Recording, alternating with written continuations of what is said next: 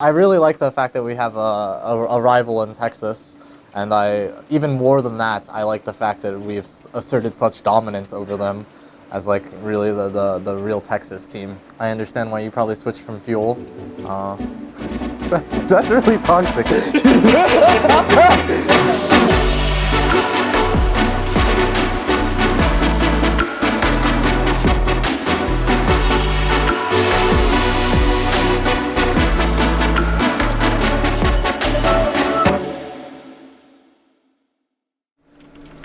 Dead.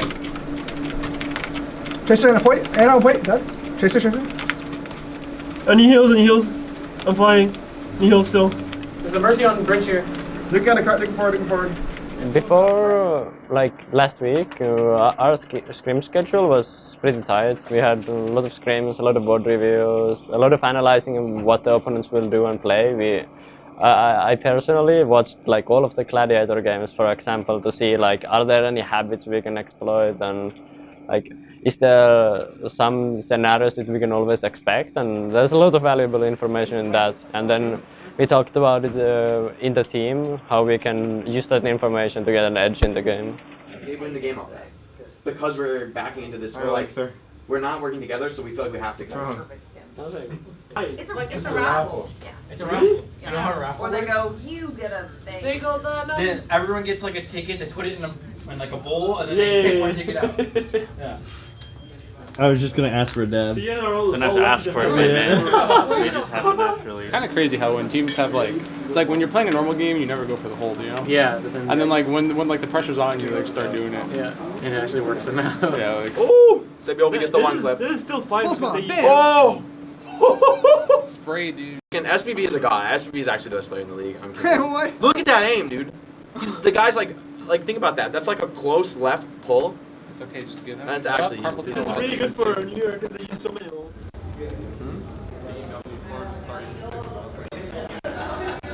Kill them because they so close. Sweet.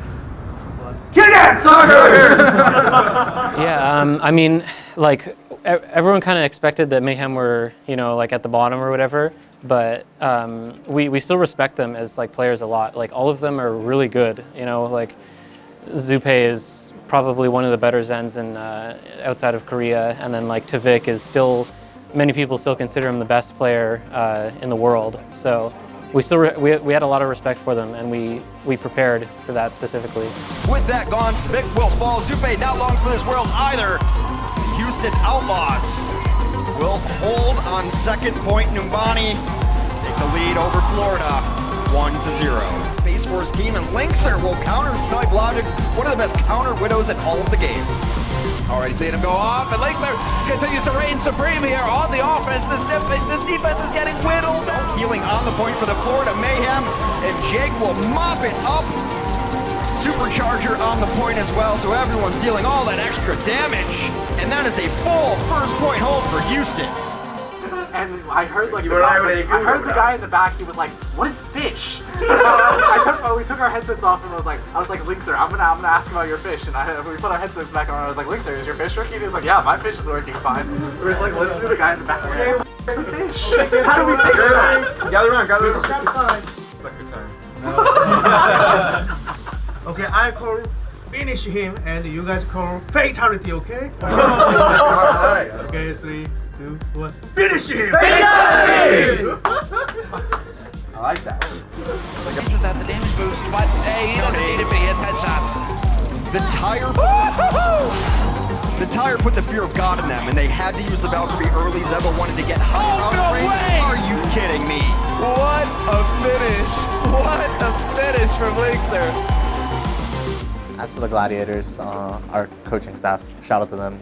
They put a ton of time into like scouting out the Gladiators and really helping us figure out what we should run and what's like going to counter like some of their cheese strats. I still think that like the amount of work we put in, you know, not only scouting their strats but also just really refining ours really paid off. Take it down, up in the air goes Remix, but he's not long for this world either. Oh! And the Outlaws, oh, it's nasty, it ain't pretty. Big Goose drops here right at the beginning. I hate saying that, man, I really do, but Big Goose is down, Hydration's not far behind him. Jake is pressuring forward, that's it. Oh, it's just a dominant victory here from the Houston Outlaws. You guys are breaking Overwatch League. You're hurting our viewers. The viewing numbers are going down. People are watching. Stop rolling them. Give us 10 more minutes. Where's my ads? You just like, it's insane. It is insane. Can't go fast. This is Photoshop, right? I don't know. Someone just We're padding next time. That's a bit too big. That has to be Photoshop. That's a bit too big. We should get some. We should all get butt pads. Be like the bigger. I hope I hope somebody asked me why. Give it a side by side. I think we had like the big 16-0 in our minds going into the LAG match. We weren't like, you know, like, oh, 12-0, that's, you know, big whoop or whatever. But once we got the 16-0, we were, you know, like, oh man, we got a big win streak going. I'm not exhausted yet, I guess. You know, like I still got something left in me. But yeah, we're scrimming like, you know, 4 to 6 hours. And then, so we're actually here at the venue for like a good 8 hours. And then if we feel like we need to really improve on a map or something, then we'll all go over to Jake's apartment and watch the VODs together. And that'll give us, you know, another hour and a half, 2 hours of, you know, of the day playing Overwatch or thinking about Overwatch. So if you think about it, we are playing like 10 hours of Overwatch a day, or, you know, thinking about Overwatch 10 hours a day. And it's a lot, but, you know, that's, I think we've all pretty much been doing this for a long time. So I think we can still keep going. When you're a professional player, and especially in Overwatch, like personal life and work blurs a lot, because you'll go home after scrims and you'll end up playing Overwatch and you're still thinking about how I can improve, how I can like beat the upcoming team. So there's a lot of like outside of work that like bothers with the personal life, but I'm trying to keep it balanced and have my like own time. But I think sometimes it's like, I think I work too hard sometimes. I think, you know, I haven't kept touch with my family a lot, so I think the most it would affect is my girlfriend, of course. And she's like so supportive of me playing that she even like takes notes when we analyze other teams, and she takes the notes for me. So like she enjoys it too, and I think that's super amazing. I lived on the East Coast, so like we get home from practice at like 8 p.m. or something, and that's like 11 p.m. for them, and they're all in bed by like 10. So it's pretty tough to actually get time to call them, but you know, it's good to set some time aside to make sure that we still do that. And I've been keeping up okay. could be a little bit better. You know, I had friends that I gamed with and stuff like that, and that kind of has died off quite a bit. I still keep in touch, obviously, but it's not much time for other games other than Overwatch at this point.